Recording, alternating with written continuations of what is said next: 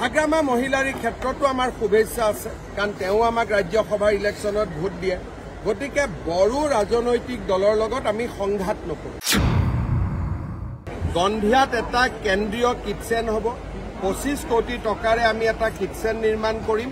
25,000 50,000 ল'ৰা ছোৱালীৰ কাৰণে ইয়াত একেলগে খোৱা বস্তু বনিব। আজি এটা পবিত্ৰ দিন, আমি ইয়াক নিৰ্জলা একাদশী বুলি কওঁ। এই নিৰ্জলা একাদশীৰ পবিত্ৰ দিনটোত নলবাৰী জিলা, বাস্কা জিলা আৰু তামুলপুৰ জিলাৰ ME LP স্কুলৰ বাবে মধ্যাহ্ন আহাৰ যিটো ভোজন যোজনা আছে, মিড ডে মিল আছে, তাত আমি এটা নতুনত্ব অনাৰ প্ৰয়াস কৰিছোঁ।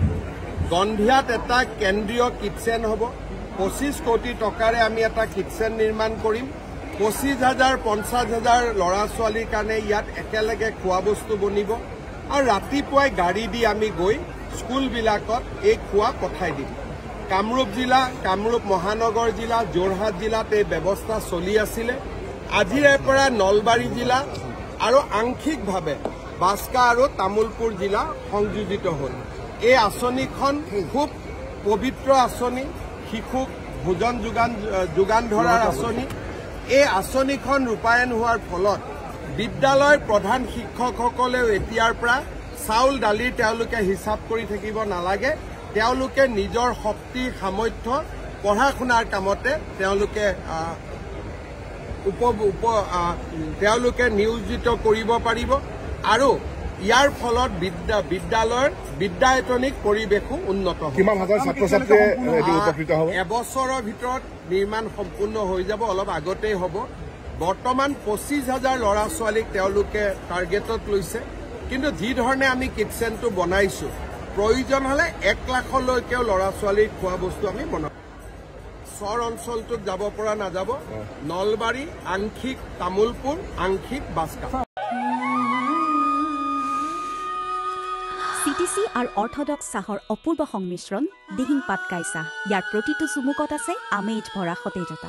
সেয়েহে মোৰ একমাত্ৰ চইচ দিহিং পাটকাই কৰক চাই। অসম আৰু অসমীয়াৰ গৌৰৱ।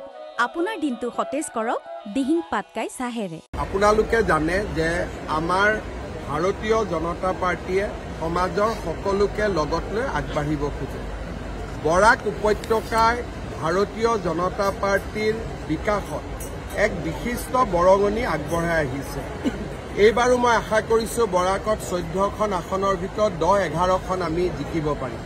ৰাইজৰ আশীৰ্বাদ আছে ভাৰতীয় জনতা পাৰ্টীৰ ওপৰত। যোৱাবাৰ আমি 6 মাহৰ কাৰণে তাত এটা ৰাজ্যসভাৰ টিকট দিব পাৰিছিলোঁ, কাৰণ ডিউৰেশ্যন ইমানে আছিল। এইবাৰ 6 বছৰ হ'ব। আমাৰ দলৰ সম্পাদক কানাড পুৰকায়স্থক ৰাষ্ট্ৰীয় সংসদীয় বোৰ্ডে ৰাজ্যসভাৰ বাবে নমিনেশ্যন দিছে।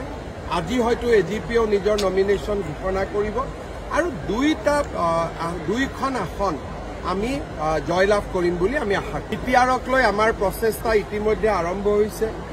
ওদালগুৰিত পীযুষ হাজৰিকা, তামুলপুৰত জয়ন্ত মল্ল বৰুৱা, বাক্সাত ৰঞ্জিত দাস, চিৰাঙত কৌশিক ৰায় আৰু কোকৰাঝাৰত অশোক সিংঘাল।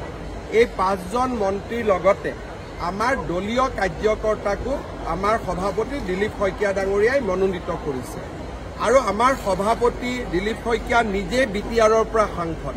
গতিকে তেওঁ যোৱাকালিও তামুলপুৰ আহিছিলে।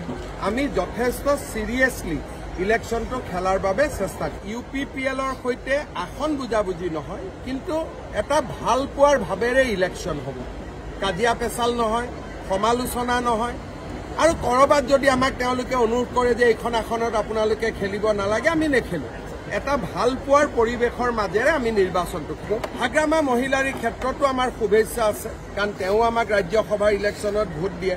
গতিকে বড়ো ৰাজনৈতিক দলৰ লগত আমি সংঘাত নকৰোঁ। আমি আমাৰ ৰাস্তাত আগবাঢ়িম আৰু সকলোকে আমি বন্ধু হিচাপে লৈ আগবাঢ়িম। কৰি দিম। মোক কোনেও কোৱা নাই, আপুনি কৈছে যেতিয়া কৰি দিম, কোনো অসুবিধা নাই। হ'ব।